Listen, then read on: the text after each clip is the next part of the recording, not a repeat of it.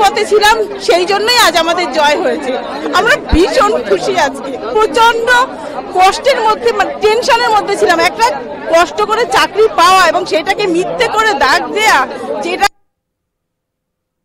খারাপ লাগে, যাদের হয় তারা খুব বোঝে। আমরা আজকে ভীষণ খুশি, ভীষণ খুশি। আমি ভাঙড় নর্থ থেকে চাকরি করি। আমার নাম মৌসুমী রায়। কলকাতা হাইকোর্টের রায় কি বলবেন? কলকাতা হাইকোর্ট আজকে যে রায় দিয়েছে এটা নজিরবিহীন।